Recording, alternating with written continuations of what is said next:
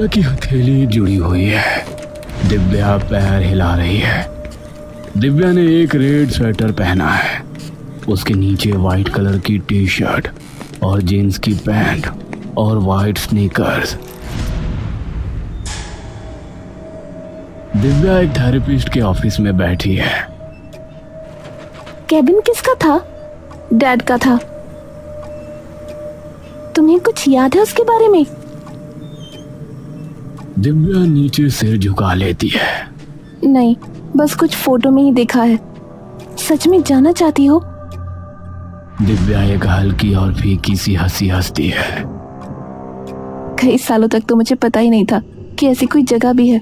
मेरे 18वें बर्थडे पर हमारे आश्रम के जो ओनर है ना, उन्होंने मुझे बताया कि मेरी वसीयत में एक कैबिन है।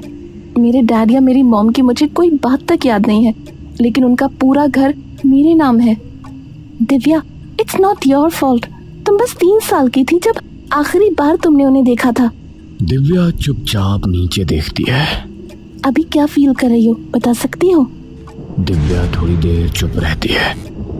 मुझे भी नहीं पता, बस कुछ सवाल हैं जो रोज मन में चीखों की तरह गूंजते रहते हैं। कैसे सवाल? मैं रोज सोचती हूँ कि जब वो शीशम का पेड़ उनकी गाड़ी के सामने आया तो क्या उनकी नजरों के सामने मैं एक बार भी आई थी?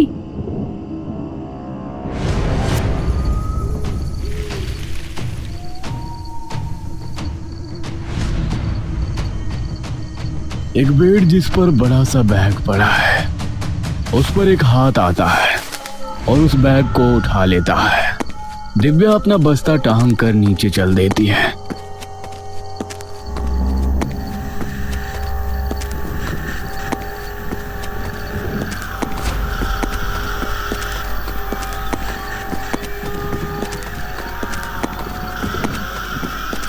सामने उसकी दोस्त रिया खड़ी है।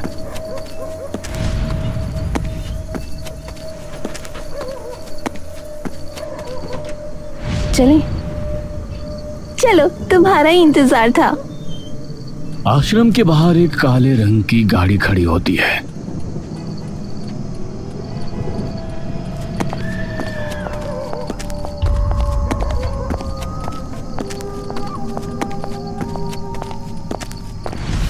दोनों उस गाड़ी के अंदर जाकर बैठ जाती हैं। गाड़ी चलने लगती है।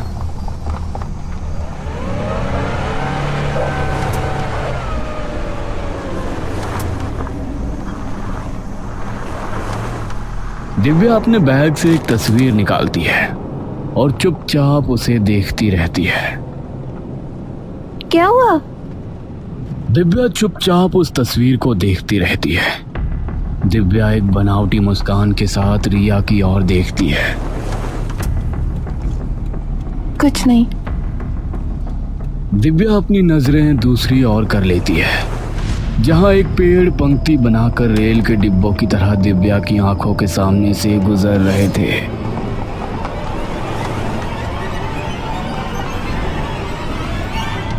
गाड़ी थोड़ी ही देर में जंगल के एक सुनसान इलाके में आकर रुकती है।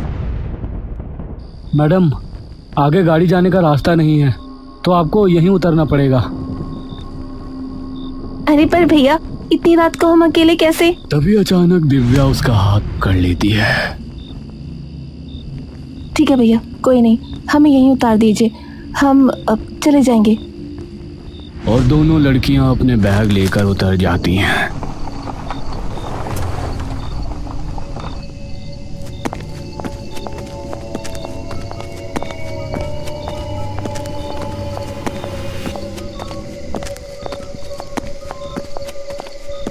यार, वो अंदर तक छोड़ देता। अरे अंदर और सुनसान रास्ता है, हमें तो छोड़ देता।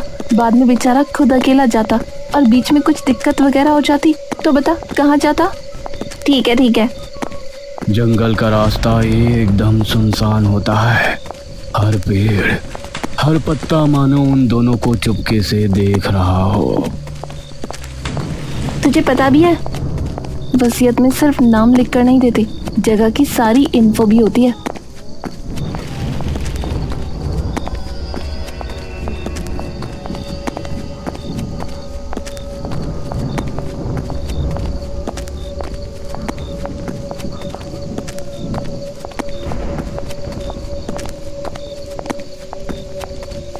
दोनों आखिरकार उस सुनसान रास्ते से निकलकर उस केबिन तक पहुंचती हैं।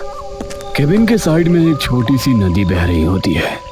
केबिन बाहर से काफी धूल भरा होता है और पूरा लकड़ी का बना होता है, जो कि बाहर से हल्का गल चुका है और सफेद पड़ चुका है। इसकी चाबी है तेरे पास? नहीं, चाबी तो नहीं है मेरे पास। फिर कैसे खुलेगा?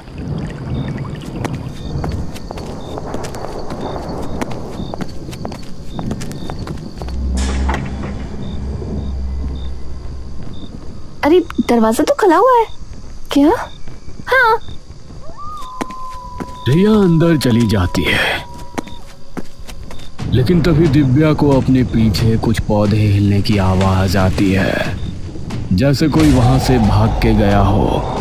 दिव्या पीछे मुड़कर देखती है, लेकिन कोई नहीं होता। क्या हुआ?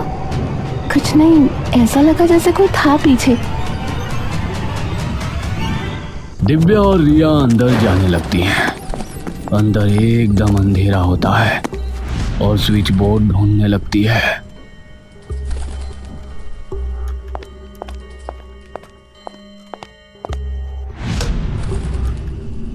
यार यहाँ कैसे रुकेंगे? पूरी जगह में तो गंद मचा पड़ा है। क्या कोई केयरटेकर भी नहीं था यहाँ का? इतनी अंदर कौन सा केयरटेकर आता होगा? अब इसे कैसे साफ करेंगे? देखते हैं। तू ऊपर देख, क्या मैं नीचे देखती हूँ। रिया अपने बैग से एक न्यूज़पेपर निकालती है और उस पर अपना बैग रख देती है। ठीक है, ऊपर जाके देखती हूँ। रिया ऊपर चली जाती है।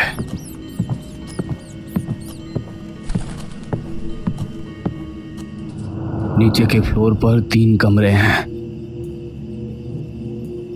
दिव्या धीरे से कमरे की ओर बढ़ती है, जिसका दरवाजा पहले से ही हल्का सा खोला है। दिव्या वो दरवाजा पूरी तरह से खोलती है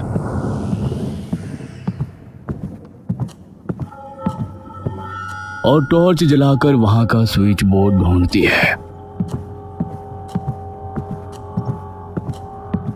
और लाइट जलाती है।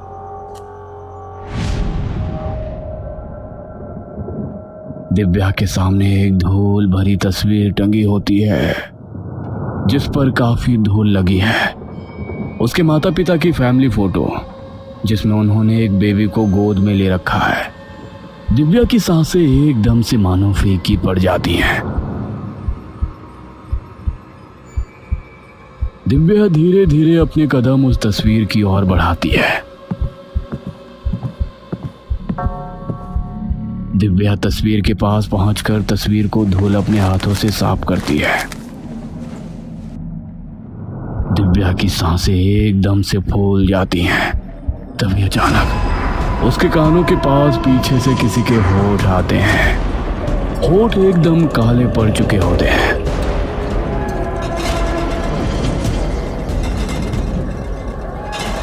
और वो साइड की ओर गिर जाती है, मानो किसी ने उसे पूरी ताकत से धकेल दिया हो। दिव्या की सांसें तेज, बहुत तेज हो चुकी होती हैं। दिव्या झिझक कर इधर उधर देखने लगती है। तभी रिया वहां आती है और जैसे ही वो दिव्या को जमीन पर गिरा हुआ देखती है, वो दौड़कर उसे उठाने आती है। क्या हुआ? दिव्या का पूरा बदन कांप रहा होता है। दिव्या तेजी से सांसें लेने लगती है। रिया नीचे झुककर दिव्या की पीठ सहलाने लगती है। क्या हुआ दीवू? कुछ बोल तो सही। कुछ नहीं, वो बस अचानक से चक्कर आ गए और मैं गिर पड़ी, शायद धूल की वजह से। चल ठीक है, खड़ी हो जा। रिया दिव्या को उठाती है। अभी कोई भी कमरा थोड़ा बहुत साफ कर लेते हैं और आज रात वहीं लेट जाते हैं, बाकी कल उठकर देखते हैं।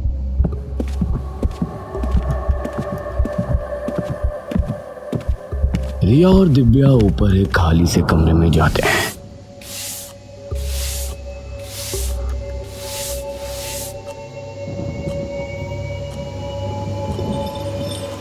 और कमरे की सफाई करके वहीं लेट जाते हैं।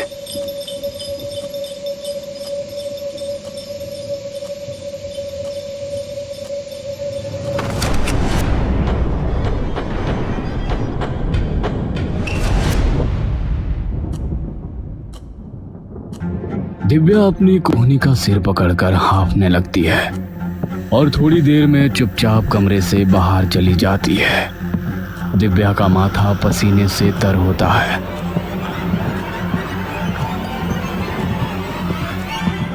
वो कुछ देर के लिए नीचे चली जाती है। जैसे ही दिव्या नीचे पहुंचती है उसे एकदम से किसी के बुलाने की आवाज आती है। दिव्या, कहाँ जा रही हो? दिव्या बेबी, इधर आओ मम्मा के पास। दिव्या डर के मारे इधर उधर देखने लगती है, पर वो आवाजें लगातार आती रहती हैं। दिव्या बेबी, दिव्या बेबी, दिव्या खाना खा लो।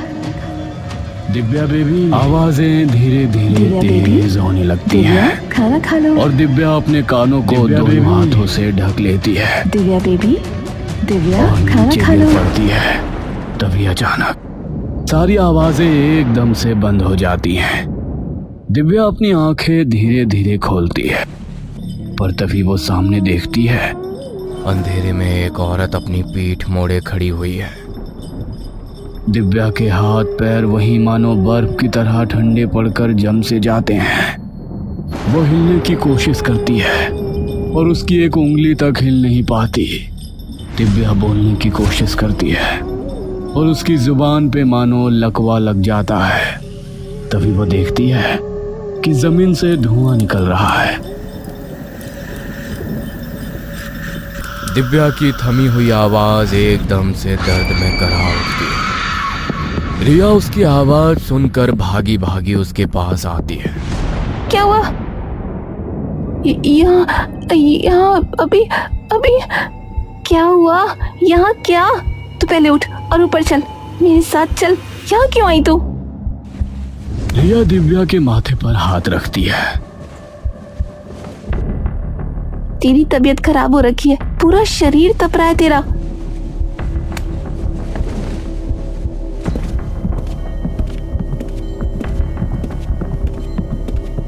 रिया दिव्या को ऊपर ले जाती है। क्या हुआ था?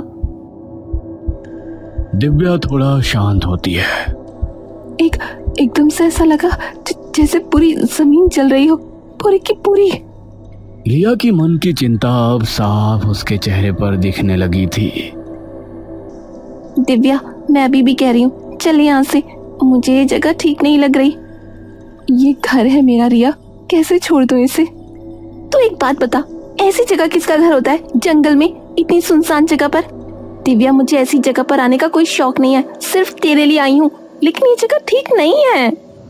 रोज रोज हर दिन मेरे मन में बचपन से सिर्फ एक ही सवाल चलता रहता है, मेरे मम्मी पापा कैसे थे, मेरा घर कैसा था, मैं कैसी थी?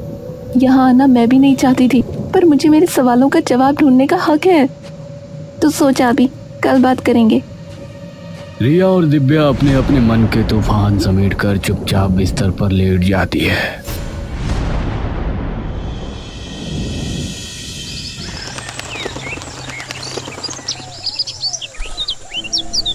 अगले दिन दिव्या और रिया पूरे घर की सफाई में जुट जाती हैं। दिव्या, दिव्या, दिव्या उसके पास आती है। ये अलमारी में कई चीजें रखी हैं, देख तो सही एक बार।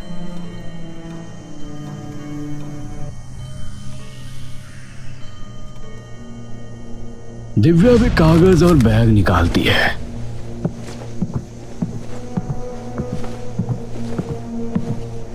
दोनों एक एक करके बेड पर बैठकर तस्वीरें देखने लगती हैं। कुछ तस्वीरों में दिव्या के मम्मी पापा है और कुछ में दिव्या थोड़ी बहुत दिखाई देती है। ये तू है? तेरी सिर्फ अब तक मैंने बेबी वाली फोटो ही देखी थी, इसमें कितने साल की होगी तू? पता नहीं, थी तो तू बहुत क्यूट। दिव्या मुस्कुरा देती है। दिव्या अपने पापा का ऑफिस बैग खोलती है। उसमें कई कागज और एक बैंक की पुरानी पासबुक रखी होती है। बैंक की पासबुक देख खोल के, हो सकता है उनके बैंक अकाउंट में अभी कुछ पैसे पड़े हो। वो पैसे तो तकनीकी रूप से तेरे ही हैं। सीए का दिमाग हर जगह पैसे के चक्कर में ही चलता है। नहीं, तू ही देख ले क्या है क्या नहीं है। दिव्या सारे कागज देखने लगती है और रिया पासबुक पलटती रहती है। तभी दिव्या देखती है कि बैग के नीचे का कपड़ा फटा हुआ है। वहां एक और कागज छिपा है। दिव्या उसे निकालती है। ये क्या है? क्या हुआ? इस अकाउंट से हर महीने तेरे पापा के अकाउंट में पैसे ट्रांसफर हो रहे हैं। गाड़ी वगैरह की किस्त होगी, पर वही अकाउंट होता ना। 3 सालों से हर महीने पैसे जा रहे हैं, लेकिन आखिरी कुछ महीनों में अकाउंट नंबर बदल गया और अमाउंट भी बढ़ गया। पहले 20,000 जाते थे, अब 30,000। दिव्या उलझी हुई है। पता नहीं यार। दिव्या वो कागज पढ़ने लगती है।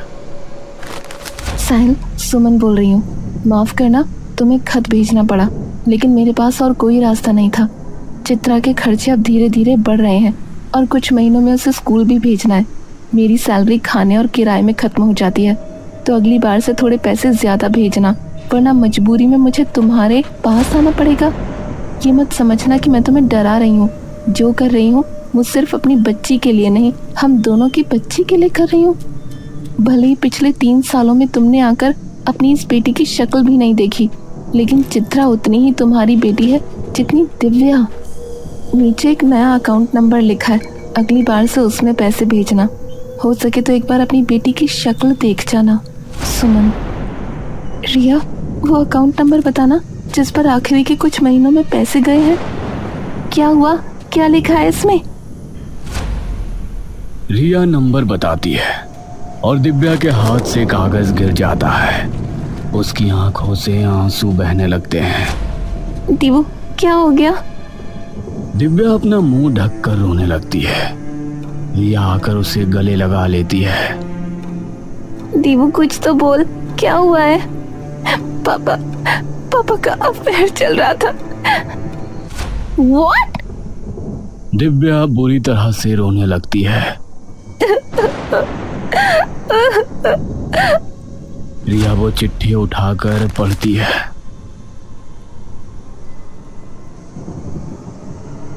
उनकी एक बेटी भी थी? हाँ, पता नहीं वो कहाँ है, होंगी या नहीं। तो अभी रेस्ट कर, बाद में देखेंगे ये सब। हम यहाँ से जा रहे हैं अभी के अभी। तो ठीक कह रही थी, यहाँ रुकने का कोई फायदा नहीं है। तभी उन्हें पीछे से एक औरत की फुसफुसाती आवाज सुनाई देती है। अब तुम कहीं नहीं जाओगे। दोनों डर से सुन्न पड़ जाती हैं। एक औरत जिसके बाल उसके चेहरे पर झूल रहे हैं धीरे धीरे उनकी ओर बढ़ती है। कहीं नहीं जाने दूंगी। उनके कानों के पास होठ लाकर, तुझे बुलाया था। दिव्या और रिया को एहसास होता है कि उनके पीछे बेड पर कोई बैठा है। रिया दिव्या की ओर हाथ बढ़ाकर उसे खींचती है और दोनों वहां से भागने लगती हैं। दिव्या एक साइड के दरवाजे की ओर दौड़ती है, लेकिन वो बंद होता है। तभी वो औरत तेजी से उनके पीछे आती है। कहा था ना नहीं जाना चाहती हो तुम तो जाओ। वो दोनों को जोर से धक्का देती है।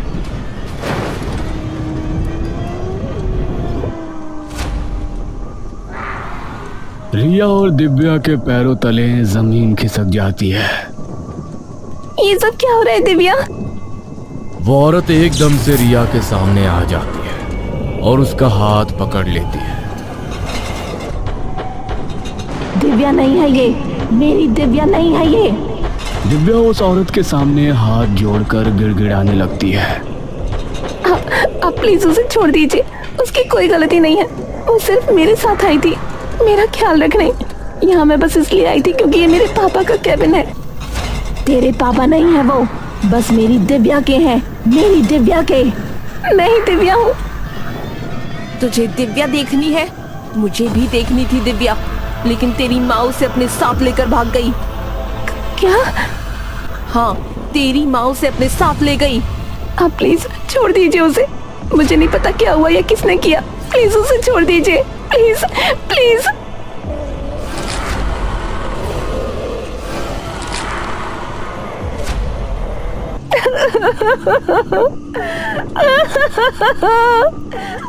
रिया, रिया, क्यों किया ये? बताओ क्यों किया? इसकी क्या गलती थी? अगर दिक्कत मुझसे है तो मुझे मारती। इसकी क्या गलती थी? जानना चाहती है क्यों किया? पता है तुम्हारी माँ ने।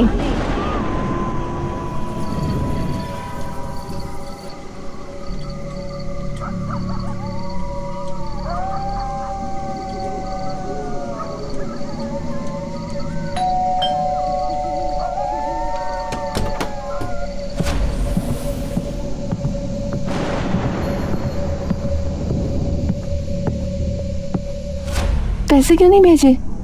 तुम यहाँ क्यों आई?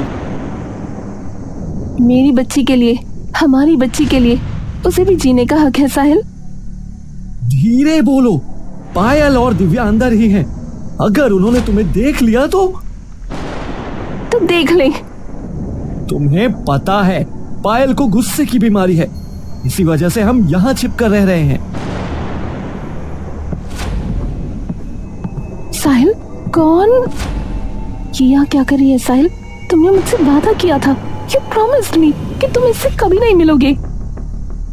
शांत हो जाओ हनी, चलो नीचे। दिव्या ने देख लिया तो बहुत बड़ी दिक्कत हो जाएगी।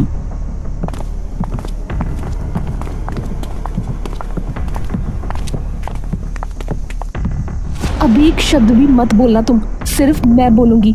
तुमने मुझे धोखा दिया, मैं बर्दाश्त कर गई, लेकिन हमारी बेटी को धोखा नहीं देने दूंगी। बेटी मेरी भी एक है, इन्होंने उसकी शक्ल तक नहीं देखी, फिर भी मैंने सब सहा। लेकिन अब जब 2 महीने से 1 रुपया नहीं भेजा तो मैं क्या करूं? जब तुम इनके साथ सो रही थी तब क्यों नहीं सोचा कि किसी की जिंदगी तबाह हो सकती है? अब अपनी बारी में सब नजर आ गया। जो हुआ वो मेरी अकेले की गलती नहीं थी, इन्होंने भी 2 साल तक तुमसे छिपा कर रखा। 1 पैसा नहीं मिलेगा, इनकी सिर्फ एक बेटी है, दिव्या। चित्रा भी इनकी बेटी है और एक बाप का फर्ज इन्हें निभाना पड़ेगा। पायल सुमन के पास आती है।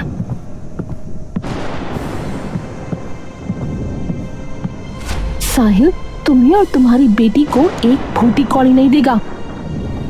वो पलटने लगती है। तभी सुमन अपने हैंडबैग में हाथ डाल देती है। सुमन, ये क्या कर रही हो? पायल घूमती है, कर गुस्से से कुलबुला उठती है। पैसे दो वरना। मुझे धमकी देती है तू? कमरे में जोर से 2 आवाजें आती हैं, जैसे कोई पटाखे फटे हो। दोनों का किस्सा ही खत्म।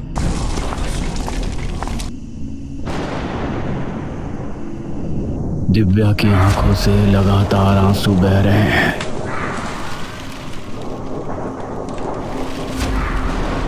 दिव्या अब इतनी सदमे में होती है कि होश में नहीं रहती कि वो जा रही है या उसके आसपास कोई है भी या नहीं, और उसकी आंख और मुंह पर वही काली पट्टी बांध देती है। तू बता, इसकी क्या गलती थी?